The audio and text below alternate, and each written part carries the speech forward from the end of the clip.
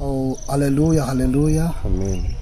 Imana ishimwe nanone ko komeje kudutiza ku gihe cyayo kugira ngo tuganire ku jambo ryayo. Imana ihabwe icyubahiro. Reka dusenge dusabe Imana imbaraga kugira ngo ibane natwe muri uyu mwanya. Turagushimiye Uwiteka Mana ihoraho, turaguhimbaje cyane mu gihe kiza nk'iki uduhaye kugira ngo tuganire ku jambo ryawe. Ijambo ryawe ryungura ubwenge, ijambo ryawe ritanga imbaraga ku bananiwe, ijambo ryawe ni ubuzima, ijambo ryawe riratuyobora aho tujya hose mu byo dukora byose, ijambo ryawe ni umugenga kandi ijambo ryawe ni umuyobozi. Mana nziza rero turakwiringiye muri uyu mwanya, tunagusaba cyane kugira ngo utubabarire twese dutunganye ko turi abanyabyaha kandi tukaba abanyaminwa yanduye, abari wo kubana natwe muri uyu mwanya. Udushyigikire mu izina rya Yesu. Wakumva ijambo ryawe umuha umugisha, njyewe uraritambutsa nanjye umuha umugisha, kandi Uwiteka buri wese iri jambo rizakora ku mutima umuha umugisha. Ngaho rero dushyigikira ubane natwe mu ruhande rwacu, uturinde imbaraga z'imyuka mibi, uturinde satani n'abadayimoni mu izina rya Yesu. Udushyigikire ukomeze kuturengera mu izina rya Yesu mbigusabye nizeye, amen. Uwiteka ashimwe cyane kandi Imana ihabwe icyubahiro. Tugiye gusangira ijambo ry'Imana, turasanga mu butumwa bwiza bwa Yesu Kristo uko bwanditswe na Matayo, ibice 25. Imana ishimwe. Duhere ku murongo waho wa mbere. Hari umutwe w'amagambo uvuga ngo umugani w'abakobwa 10. Icyo gihe ubwami bwo mu ijuru buzagereranywa n'abakobwa 10 bajyanye amatabaza yabo bajya gusanganira umukwe. Ariko muri aba 10 5 bari abapfu, abandi 5 bari abanyabwenge. Abapfu bajyanye amatabaza yabo ntibajyana n'amavuta, ariko abanyabwenge bo bajyana amavuta mu mperezo zabo hamwe n'amatabaza yabo. Umukwe atinze bose barahunikira barasinzira. Ariko nijoro mu gicuku habaho urusaku ngo umukwe araje, nimusohoke mumusanganire. Maze babakobwa bose barahaguruka baboneza amatabaza yabo. Abapfu babwira abanyabwenge bati, nimuduhe ku mavuta yanyu kuko amatabaza yacu azima. Ariko abanyabwenge barabahakanira bati, oya, ntiyadukwira twese, ahubwo nimujye mu bahanjuzi muyigurire. Bagiye kugura, umukwe araza. Abari biteguye binjirana nawe mu bukwe, urugi rurakingwa. Hanyuma ba bakobwa bandi nabo baraza, barahamagara bati, nyakubahwa dukingurire. Nawe arabasubiza ati, ndababwira ukuri yuko ntabazi, nuko nimube maso kuko mutazi umunsi cyangwa igihe. Imana ishimwe kandi Imana itugirire neza. Haleluya. Amen. Dusomye ijambo ryiza, iri jambo twaribwiwe kenshi, twararisomewe ndetse turanaryisomera, ariko ijambo ry'Imana kurimenya ntabwo ari ukurimenyera. Ijambo ry'Imana rigomba kuhora ari rishya muri twebwe, kuko n'ubundi ibyo kubwirwa twarabibwiwe. Ariko iki jambo riri kutubwira uyu mwanya twongere tukibukiranyeho. Imana itugirire neza. Hanyuma rero ngo icyo gihe ubwami bwo mu ijuru buzagereranywa n'abakobwa 10 bajyanye amatabaza yabo bajya gusanganira umukwe. Ariko muri abo 10 5 bari abapfu, abandi 5 bari abanyabwenge. Abapfu bajyanye amatabaza yabo ntibajyana n'amavuta, ariko abanyabwenge bo batwara amatabaza, batwara n'amavuta mu mperezo zo kujya baze kongera ku matabaza yabo yake. Hanyuma iri jambo uko ritubwira ngo icyo gihe ubwami bwo mu ijuru, uyu ni umugani Yesu yari arimo acira abigishwa be, ababwira ati, icyo gihe ubwami bwo mu ijuru uko buri kose buzagereranywa n'abakobwa 10. hazaba harimo abakoze neza, hazaba harimo abanyabwenge, hazaba ariko harimo n'abapfu, ariko ntago bivuze yuko bose bazajya mu ijuru, ahubwo abanyabwenge nibo bagomba kugira gute, kujya mu ijuru, kubera yuko yari akivuga ati abo bakobwa ngo bazaba bafite iki, amatabaza, ngo bategereje umukwe kugira ngo aze yinjirane nabo, ariko arimo awuca arababwira ati ngo muri icyo gihe ngo mu ijoro bose bari bahunikire basinziriye, ngo mu ijoro humvikana urusaku rwinshi cyane ngo umukwe araje, bose bahaguruka bagiye kuboneza iki, amatabaza yabo, ariko abapfu bo bari bajyanye amatabaza ntibitwarira amavuta yo mu mpere zo kuza kugira gute, kongera kuri ayo matabaza yabo kugira ngo yake. Hanyuma umukwe rero yinjirana n'abagize gute, n'abiteguye. Abapfu barimo babwira abanyabwenge ngo nimuduhe ku mavuta yanyu kuko amatabaza yacu azima, barabwira ati nimugende mujye mu bahanjuzi mwigurira yanyu, kuko natwe yacu nitwe nayacu nyine twarayavunikiye, twarayashakishije turayazana, none muri gushaka gufata ku mavuta, nimujye gushaka yanyu. Uko niko Yesu yari arimo abwira abigishwa be, uko ngo niko ubwami bwo mu ijuru icyo gihe buzaba bumeze, niko buzaba, niko twabushushanya. Ariko igihe abo bakobwa bari barahawe igihe cyo kwitegura, cyo gushaka amavuta, cyo gutunganya amatabaza, kugira ngo igihe umukwe azaba aje bazinjirane nawe. Ariko kubw'ubupfu, kubwo kutamenya, kubw'ubwenge buke, banga gukurikiza inama bagiriwe, banga gushakisha amavuta nk'uko bahawe igihe, banga gutunganya amatabaza yabo neza, ahubwo baricara barituriza. Babonye abanyabwenge baryamye bahunikiriye bategereje umukwe, nabo bagira gute, barasinzira. Bari bazi yuko uko abandi bagenda nabo ariko bagomba kugenda. Abantu benshi barayobye, ntabwo bazi igihe ko bagihawe, nyamara twamaze guhabwa igihe kugira ngo twitegure, kugira ngo dushake amavuta dushyire mu mperezo zacu, kugira ngo tubashe kwitegura neza ubwo bukwe bw'umukwe. Ariko abantu benshi kubera kutabimenya, twagiye mu bapfu. Twahawe igihe cyo kugira ngo dusenge, duhabwa igihe cyo kugira ngo dukorere Imana, icyo gihe cyo turagifite. Aba bakobwa bari barabwiwe yuko umukwe naza bazacana amatabaza, ariko ntibitegura neza, bibagirwa yuko bakwiriye kuzagira gute, kuzacana amatabaza yabo ariko bakongeramo n'amavuta. Babwiwe ijambo ry'Imana, nta kintu na kimwe batabwiwe. Twabwiwe byinshi, haleluya. Turabwirwa ngo twihane, turabwirwa ngo dukorere Imana, ibintu byose twarabibwiwe, ariko turi kwiha kugenda ukundi kuntu, tukagira ngo uko abandi bazatabarwa niko tuzatabarwa. Ntabwo byakunda. Tukagira iryo juru twumva rivugwa, tukagira ngo tuzaritaha. Ntabwo ari kuritaha gutyo gusa, oya, ahubwo ufite itabaza ukagira imperezo irimo amavuta. Aba bakobwa batanu b'abanyabwenge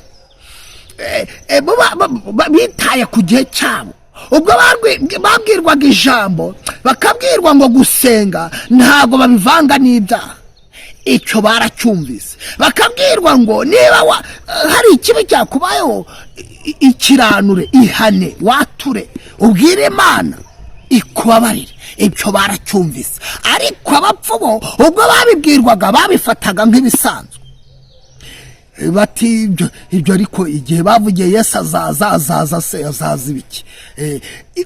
Uko niko abapfu bahora batekereza, ariko igihe kikazagira gute, kizabatungura. Kuko yasoje abaga ngo nuko mwitegure, kuko mutazi umunsi n'igihe. Abo nabo bari basinziriye, ariko umukwe arabatungura mu ijoro. Reka nkubwire, abagabo benshi bamwe na bamwe bamaze kuba abapfu, abasore benshi bamaze kuba abapfu, abakobwa n'abagore bamaze kuba abapfu. Umugore w'umupfu uramureba ushobora kumumenya. Umugore w'umupfu ajya gusenga, yava gusenga akigera mu rugo induru zikavuga. Umugabo w'umupfu agera mu rugo avuye gusenga akaba atangiye guhondagurana, gukubitana, induru zikaba zirazamutse kandi avuye gusenga. Umugabo w'umupfu ntagishaka gusoma ijambo ry'Imana, ntabwo agikirikeneye, ntabwo azi ko ari ryo riri kuvamo amavuta ashyira mu mperezo. Umugabo w'umupfu arava gusenga, yamara kuva gusenga ibyo bamubwiye abisize mu rusengero agategera gusambana. Abapfu. Umugore w'umupfu, wari wabona umugore w'umupfu, wari wabona umukobwa w'umupfu, ibintu bitejejwe bo barabyeza. Abantu b'abapfu ibintu bitejejwe barabyeza. Itorero ramubwira ati kunywa inzoga oya, ntabwo ari byo, ni icyaha, kuko ari yo mategeko y'iryo torero, kuko buri mugabo agira uko agenga urugo rwe. Iryo torero naryo rero rigira uko rigenga abaryo. Nimba rivuga riti ntimukanywe inzoga, we yamara akajya gusenga muri iryo torero, yamara kuvayo nimugoroba akisha agatumizaho inzoga akanywa. Uwo ni umupfu, yamaze kuba umupfu, kandi azi ngo ategereje nk'abanyabwenge, ariko yamaze kuba umupfu. Mugore w'umupfu, itorero rimubwira riti ibi bintu ntabwo tubyemera, ahora yifuza yuko iryo torero ryabyemera. Umunsi umwe bamurekuriye bati ibi biremewe, wasanga nyine ubwo yabikoze. Umuntu w'umupfu nuhora atekereza ibintu atari ko badufungurena naka ngaka bakemeye. Uwo yamaze kuba umupfu, ntabwo azi ibyarimo, ntabwo azi icyo arimo gushaka. Ariko umunyabwenge, haleluya, ahorana imbaraga yari afite agitangira. Umunyabwenge ashimisha Imana. Umunyabwenge hari ibyo atakora. Yego, umunyabwenge uri umusore ukamukubita mwabonana, umukubitiye ku mabuno, ugiye umukorakora mwabonana, kuko arabizi hari ijambo Imana yamuvuzeho. Uwo ni umunyabwenge.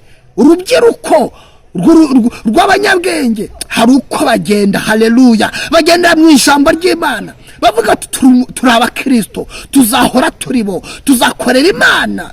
Ibyo kudushuka ni byinshi, ariko ntabwo tuzabyemera yuko bidushuka. Abanyabwenge bagira uko bagenda. Imana idufashe. Umunyabwenge amenya yuko nimba afite bibiri kimwe ashobora kugitanga. Imana ishimwe. Umunyabwenge atekereza neza cyane, ntabwo atekereza nk'abapfu.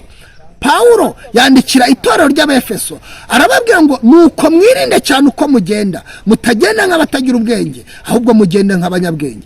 Ijambo ubwenge, haleluya, ubwenge hari icyo butuyobora. Ubwenge bukubujije ikintu ntabwo ugikora. Umuntu ubwenge bwe buzi ikintu ntagikore aba ari umunyabwenge. Ariko umupfu we iyo n'umwuka mubwiye ntabwo abyemera, yumva yuko ari igihe cyo kwinezeza, yumva yuko hari ibiri kumubangamira, ubwo bagiye kumubangamira. Ariko yagira ngo nkubwire, mu bavuga butumwa harimo 5 b'abanyabwenge, 5 b'abapfu. Yego, Imana idufashe. Ariko ndagira ngo mabwire, abanyabwenge bo bagwiza amavuta yo gushira mu mperezo zabo, ariko abapfu bo birabarangiranye. Mubigisha, mu bayobozi harimo 5 b'abapfu na 5 b'abazima. Ariko se uhagaze hehe? Umuntu muzima w'umuyobozi ufite ubwenge ayobora itorero neza. Kristo yamubaza ati itorero naguhaye ririhe, intama naguhaye zirihe, nawe akazimumurikira. uwo aba ari umunyabwenge. Ariko umupfu we yatangiye no kubasambanya, yatangiye kurya intama yahawe ngo yorore. Imana idufashe. Mu bahanuzi abanyabwenge harimo 5 na 5 b'abapfu, rabahanura ibyo babwiwe n'Umwami Imana. Ariko hari n'ababifashe nkaho gukura indamu. Hari abumva yuko kuvuga gusa, kugenda akavuga akanabeshya, akabeshyera Imana ngo yamutumye, ibyo bizatuma arya, ibyo bizatuma amera neza. Iwo yamaze kuba umupfu. Uwo babwira ngo uze kuvuga ibi, ngo dore uriya yabayeho gutya, ngo ariko uze kuvuga ibi, yamaze kuba umupfu. Uwo ni umuhanuzi w'umupfu. Ariko umunyabwenge avuga ahagaze mu mbaraga z'Imana, akavuga icyo Imana imubwiye. Uwo ni umunyabwenge. Imana idufashe. Umukristo w'umunyabwenge agira uko agenda, haleluya, agira uko agenda ashima Imana. Imana nayo ikamushima, ikabona yuko uwo ari muzima, kandi uwo nguwo agendera mu mategeko yayo, n'ibyiza Imana byose imuteganyiriza ikabimuha. Uwo ni umunyabwenge, yamaze kumenya yuko mu mperezo ze akwiye kubikamo amavuta.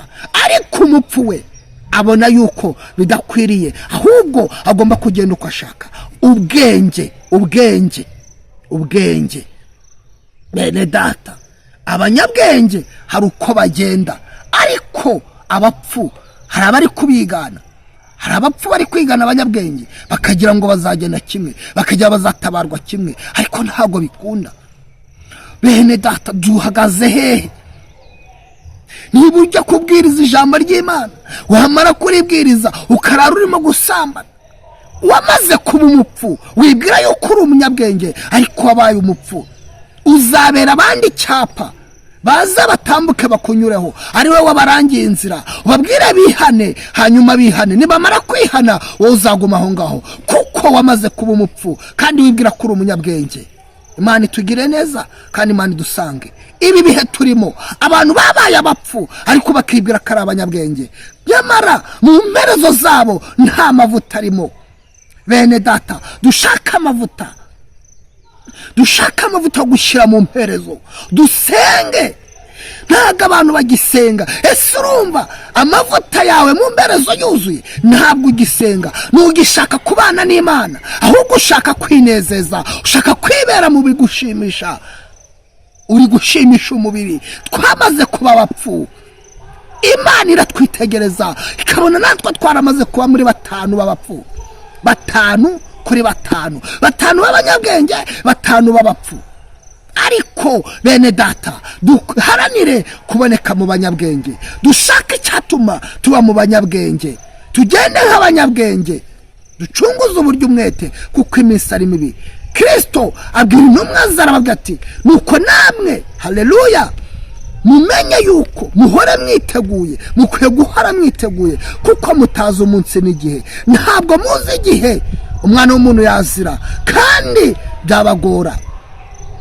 Dukwiriye kuba abanyabwenge.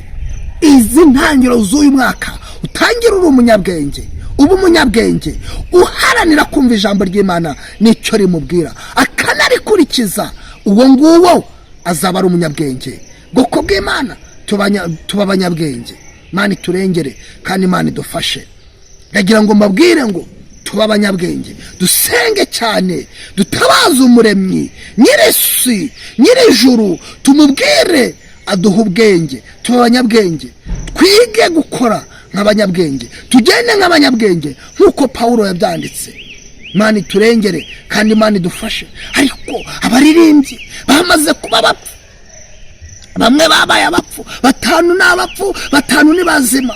Uhagaze hehe? Umuntu araririmba, yarangiza yagenda, bakaba barimo bamukorakora. Umukobwa barimo bamukorakora, umuhungu nawe arimo gukorakora umukobwa. Ugasanga umuntu umusore muzima ukorera Kristo, ejo akajya guhogoza, akatangira gukorakora abakobwa. Ibyo ni ibiki? Imana iturengere. Uwo yamaze kujya mu bapfu kandi yibwira ko ari umunyabwenge. Imana itugire neza. Wari wabona umudirija w'umupfu? Ati se ko ndadirija ntago bampagarika.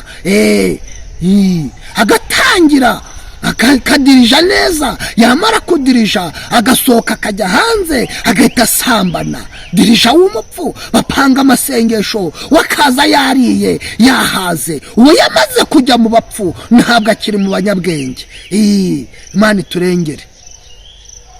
Umwantoneri w'umupfu, umuntu wantona muri korari wamaze kuba umupfu, arantona ijwi karitwa, azi kwantona pe, azi gutwara ijwi. Ariko iyo avuye kwantona ageze hanze batangira kumukorakora, atangira kurara asomana kuri telefone, atangira kurara yikina. ubu yamaze kuba umupfu. ntabwo akiri mu bazima, ntabwo akiri mu banyabwenge, uwo yamaze kuba umupfu. ariko abanyabwenge, haleluya, hari abakorera Imana bakayikorera koko, ari abanyabwenge. akantona neza, yarangiza akanamenya yuko adakwiriye gukora ibintu bibi. umucuranzi wamaze kuba umupfu, abacuranzi babaye abapfu, ntabwo akorera Imana abishaka. aragenda agacuranga abikunze anabishaka, ubona ari na byiza. ariko kuza muri repetition akazi yishakiye ko nta wamagarika kandi njye uzi kubicura, uwo yamaze kuba umupfu. hari ibyatumye aba umupfu, kandi akwiriye kujya mu banyabwenge, akwiye kuba umunyabwenge, kwitwaza icyo uri cyo. wamaze kuba umupfu, nyamara ukwiye kuba umunyabwenge. abantu bari kwitwara uko bashaka bamaze kuba abapfu. bwoko bw'Imana, nyiri uyu murimo, uwo uduhamagariye, uwo nguwo araza kureba agasanga harimo abapfu n'abanyabwenge. kubera iki? yemwe bwoko bw'Imana, dukwiriye kuba abanyabwenge. Imana iturengere. umuntu arajwe ishinga no kujya kuri TikTok agasikororinga yirebera ibintu bitagira ikintu bimufasha. hariho n'ijambo ry'Imana, ariko iyo rijemo arasimbuka. hari indirimbo z'Imana, ariko iyo zijemo arasimbuka. ariko ibindi byo biramunezeza. Imana iturengere, haleluya. Imana itwiteho, ni ukuri bwoko bw'Imana. ibi bihe turimo dukwiriye kuba abanyabwenge. abayobozi b'abapfu, umuyobozi wamaze kuba umupfu atangira gufata ibintu akabyeza.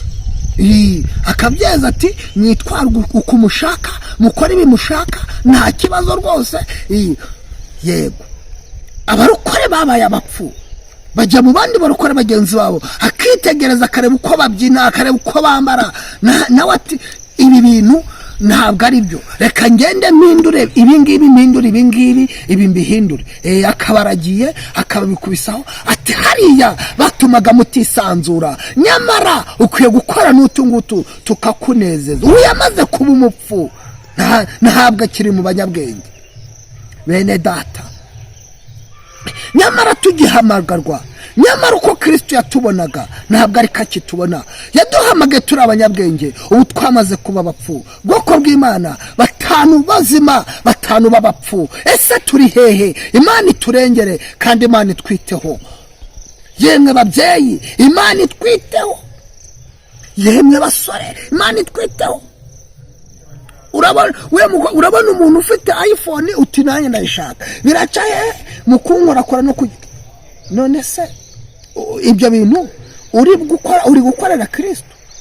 Kristo abwiye ngo uzamukorera mu bihe byose, niwe urimo gukorera. Imana itwiteho, Imana itwiteho. tujye mu banyabwenge, tureke kwigira abanyabwenge kandi tutari bo. Pawulo arabandikira Abefeso ati nuko mwirinde cyane uko mugenda. ushobora kugira ngo uri kugenda nk'umunyabwenge kandi waramaze kuba umupfu. genda nk'umunyabwenge, iga kugenda nk'umunyabwenge, ureke kugenda nk'umupfu. Uwiteka dutindeho, Imana itwambike imbaraga, Imana iturengere. ibi bihe turimo ntabwo ari ibihe byo kugenda nk'abapfu. nta na kimwe twemerewe kuba abapfu, ahubwo dukwiye kuba abanyabwenge, tugashimisha Imana mu mperezo zacu, tukabikamo amavuta yo kongera kubatabaza yacu. Imana idutindeho kandi Imana itugarukeho. Pawulo yandikira Timoteyo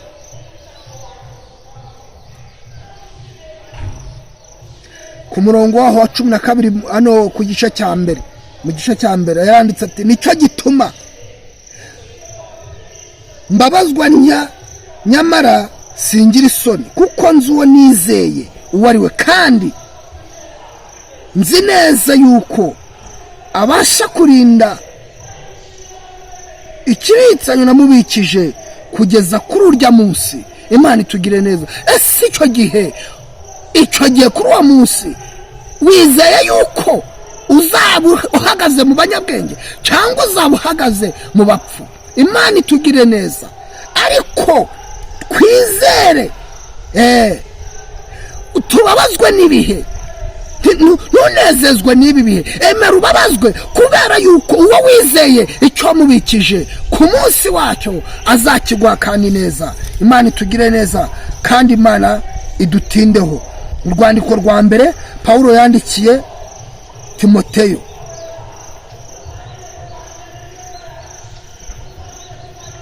yego Imana itugire neza kandi Imana idutindeho. Ni mu rwa kabiri Pawulo yandikiye Timoteyo, turebe no mu rwa mbere Pawulo yandikiye Timoteyo,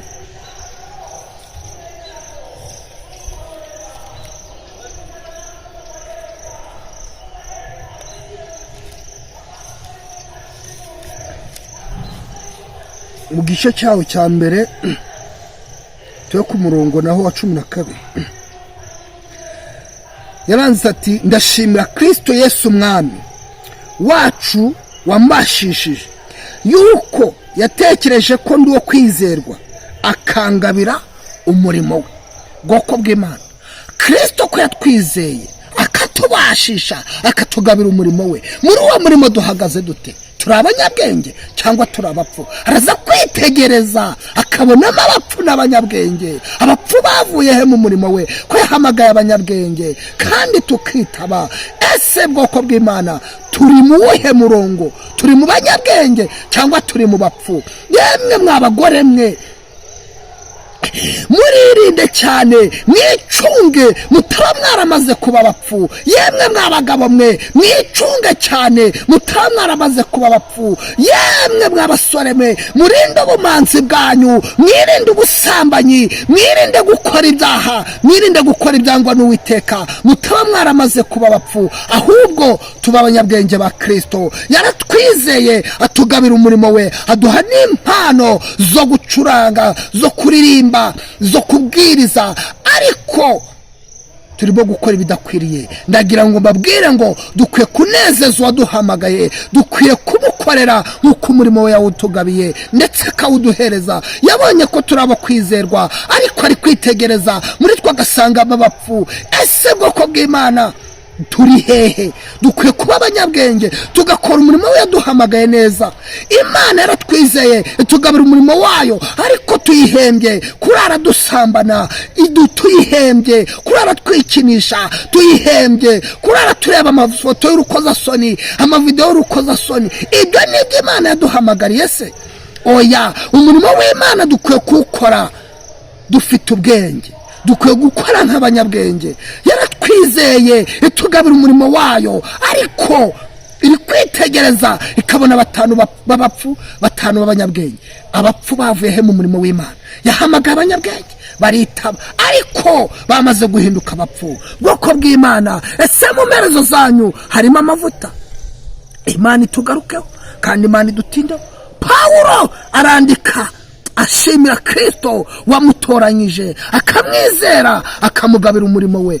Ese ko yagukugabiye kugira ngo ukore, ukabuzanye mu bupfu, ugenda ukora abakobwa, ubuzima yaguhaye abukwatse, ese urumva wamuburanya? Imana iturengere, Imana itwiteho. Yesaya niwe wanditse ati, ndaririmbira umukunzi wanjye indirimbo y'uruzabibu. Umukunzi wanjye yari afite uruzabibu, ngateramo insina nzima, agira gute? Ibintu byose arabikora, ariko arangije agahinda aravuga, yemwe bagabo b'i Yudaya, abagore b'i Yerusalemu, niki nari gukora urutoki rwanjye ntarukore? Nta kimana itaduhaye. Umurimo wayo yarawutugabiye, iduha ibyiza, ariko tumaze kuba abapfu. Igikobwa cy'igipfapfa kigenda cyipfayonza ku basore bose aho kigeze, uwo ni umupfapfa, uwo nta kintu kirimo. Umusore w'umupfapfa genda hageze hose, aryama, sambana, kora, yiba, ibintu byose niwe ubikora. Umusore w'umupfapfa, ariko watugabiye umurimo we ntabwo ashaka ko tuba abapfapfa. Imana idutindeho. ngeze ku murongo wa 15 mu rwa mbere Pawulo yandikiye Timoteyo igice cya mbere ku murongo wa 15 ari ndikati iri jambo ni ryo kwizerwa rikwiriye kwemerwa hose yuko Kristo Yesu yazanywe mu isi no gukiza abanyabyaha, muri bo nijye wa mbere. Ntabwo yihamije ko atari umunyabyaha, ahubwo twese turi abanyabyaha. Mu byazanye Kristo yaje gukiza abanyabyaha. Twamaze kuba abapfurera, twongere tumusabe. Icyo mukundira nuko iyo umusabye imbabazi arakubabarira. Yaje rero gukiza abanyabyaha. Dusabe imbabazi Kristo wacu. Umugore w'umunyabwenge amenya yuko niba afite agafuka k'umuceri muntu akwiye gutanga byibuze ikiro cyangwa inusu kayiha undi muntu ubabaye. Yego, mugabo w'umunyabwenge amenya ko yejeje ibijumba umusozi agakuraho akayoga akagaha umuntu. Umusore w'umunyabwenge, haleluya, amenya yuko akwiriye gusenga no gusaba imbabazi igihe yacitse intege, igihe yakoze bidakwiriye. Umukobwa w'umunyabwenge nuko, ndetse n'umubyeyi w'umunyabwenge, buri wese umunyabwenge nuko akora, amenya yuko akwiye kubyaza igihe umusaruro yahawe. Imana itugire neza kandi Imana itwiteho. Icyo nkundira Kristo ntabwo ahaniraho, ahubwo iyo umusabye imbabazi arakubabarira. Dukwiye kuba abanyabwenge, ntabwo dukwiye kugaragara nk'abapfu imbere y'Uwiteka. Kadusenga dusaba Imana imbaraga n'imbabazi. Tusabe imbabazi tubabarire ko twabaye abapfu. Tusabe imbaraga iduhe gukora nk'abanyabwenge, duhe kugenda nk'abanyabwenge. Imana idutindeho kandi Imana itugarukeho. Turagushimiye Mana, urakoze kubw'ijambo ryiza utugejejeho. Tumenye yuko dukwiriye kubaho nk'abanyabwenge kandi dukwiriye gukora umurimo waduhamagariye mu gihe gikwiriye, tukawukora neza dukiranuka.